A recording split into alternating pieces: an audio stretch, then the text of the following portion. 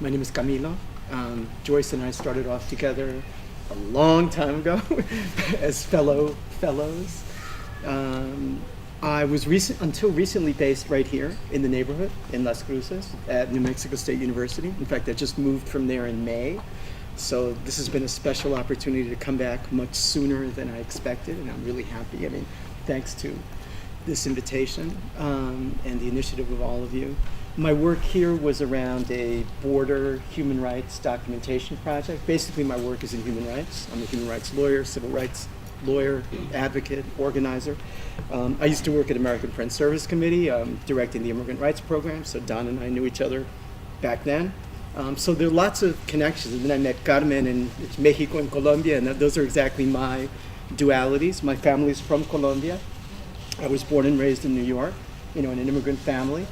My family is in Colombia, that's my homeland, but I ended up having family in Mexico, marrying a Mexicana and having children there. And basically Mexico City, DF, is the other important nucleus. There's Colombia and there's DF. Now I direct the Human Rights Center at University of Dayton in Ohio, so a long way from Las Cruces and El Paso, and it's quite a shift. But the idea is we're developing a project that we've tried to sum up in terms of bringing the border to UD, University of Dayton, and bringing University of Dayton to the border. In every sense of the word, we're developing a partnership with a colleague at University of Dayton who's originally from El Paso, a compañera named Naomi de Anda. And the project is with Hope Border Institute around border theology, migration theology, and migration and human rights, basically.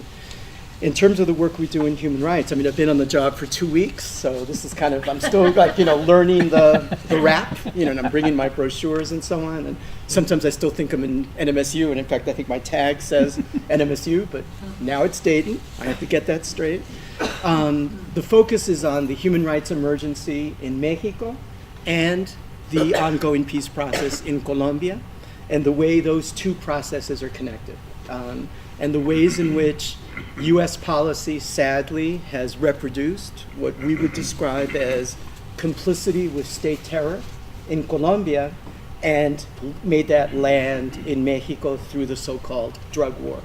So that ends up producing cases like Ayotzinapa, that ends up producing the struggle that's going on. We had the recent massacre in Oaxaca of 10 unarmed civilians who were killed for supporting the teachers movement there that I think many of us know about. This is in Nochislan, this Mixteco indigenous village in Oaxaca. And those are our struggles. Those are our efforts to bring those voices, to bring those issues to the U.S. and to connect these issues. So what better place than the border? Thanks to all of you.